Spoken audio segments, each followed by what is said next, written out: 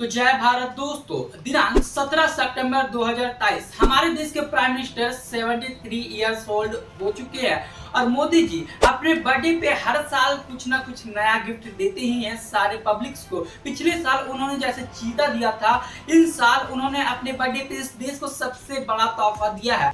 पूरे वर्ल्ड का सबसे बड़ा international convention and expo centre जिसका नाम यशोभूमि है, इन्होंने देश को समर्पित किया। 2014 में मोदी जी ने एज ए प्राइम मिनिस्टर अपना फर्स्ट बर्थडे सेलिब्रेट किया था, जिसमें शी जिनपिंग इंडिया विजिट के लिए राजी हो गए थे। 2015 में सौर्यांजलि घूमने चले गए, जो कि एक इंडिया पाकिस्तान का कोमोमोरेटिव एग्जीबिशन सेंटर है, उन्हें और भव्य बनाने को कहा। 2017 में सरदार सरोवर डैम प्रोजेक्ट की आधारशिला रखी।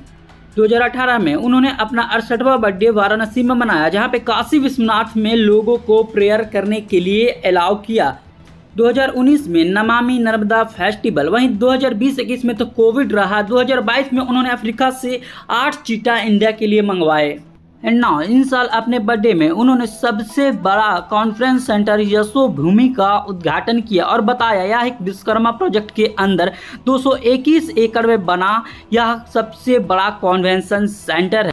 और उन्होंने ये बताया है कि ये सिर्फ एक कॉन्वेंशन सेंटर नहीं है, पूरे वर्ल्ड का सबसे बड़ा, यह पूरे वर्ल्ड में भारत को विश्व गुरु बनाने वाला दूसरा प्रोजेक्ट है।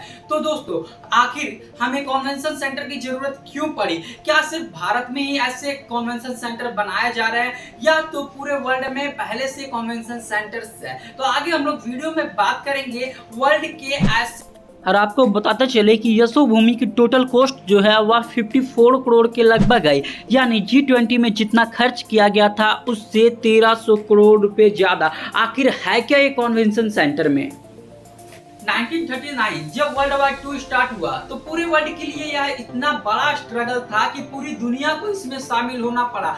दुनिया का हर एक देश इसमें शामिल था, जिसके कारण इस वर्ल्ड की पूरी इकोनॉमी चौपट हो गई। और इस वर्ल्ड की इकोनॉमी चौपट होने के कारण वर्ल्ड ट्रेड जो है वह काफी बाधित हो गया। हर एक देश के पास ये ऑप्शंस नहीं थे कि वह एक जगह बैठकर इस टॉपिक पे मीटिंग कर सके।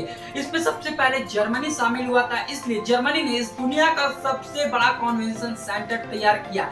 भारत से पहले भी दुनिया में बड़े बड़े कॉन्वेंशन सेंटर थे, जिसमें फर्स्ट नंबर पे हैनोवर जर्मनी 4,96,000 मीटर स्क्वायर, वहीं दूसरे नंबर पे the national exhibition and convention centre Shanghai 4 lakh square metre, वहीं Messe Frankfurt 3,96,637 metre square, Crocus Expo Moscow जो रशिया में है 3,66,100 metre square, Fiera Milano Italy 3,45,000 metre square, और now Yashobhoomi 8,09,000 metre square. World का सबसे बड़ा कॉन्वेंशन सेंटर यशोभूमि, जिसे इस तरीके से तैयार किया गया है, जहाँ पे एग्जीबिशन एंड कॉन्फ्रेंस हॉल का एरिया 73,000 मीटर स्क्वायर है। इसमें 4300 प्लस पेड़ लगे हुए, 15 कॉन्वेंशन रूम्स है जिसमें 11,000 डेलीगेट्स बैठ सकते हैं। इसमें एक ऑडिटोरियम है जिसमें 6,000 गेस्ट बैठ सकते हैं। इसमें एक कार पार्किंग भी है जिसमें एक साथ 3,000 कारों को पार्किंग किया जा सकता है।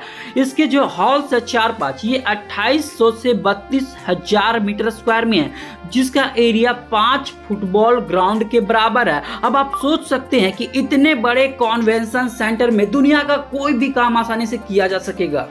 और यह कॉन्वेंशन सेंटर कुछ इस तरीके से बनाया गया है जिसमें 2,10,000 लोगों की बैठने की सुविधा एक साथ की गई है, और इसमें MIC फैसिलिटी भी होगी, यानी एक कॉन्वेंशन सेंटर के अंदर आप meeting, incentives, conference and exhibitions चारों चीज कर सकते हैं। मीटिंग्स का मतलब होता है जहां पर बहुत सारे लोग मिलते हैं और कुछ खास टॉपिक्स पे बात करते हैं। इंसेंटिव का मतलब वो होता है कि ऐसा ओकेजन होता है जहां पर हम लोगों को कुछ देकर इंकरेज करते हैं ताकि वह और इंकरेज हो अंदर से और बड़े बड़े काम कर सके।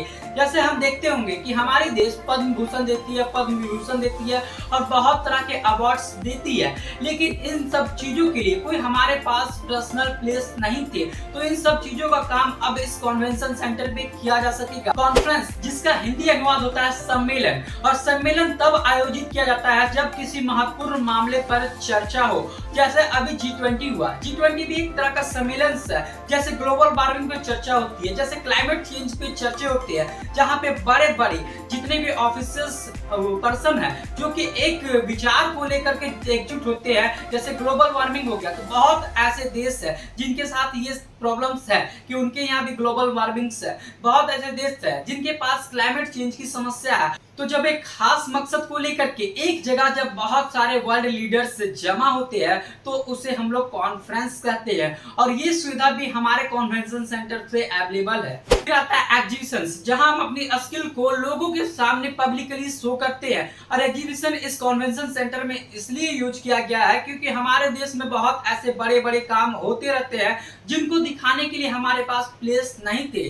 लेकिन इस एग्जीबिशन सेंटर्स में अब हम अपने एग्जीबिशंस को आसानी से पूरे वर्ल्ड के सामने ला सकते हैं।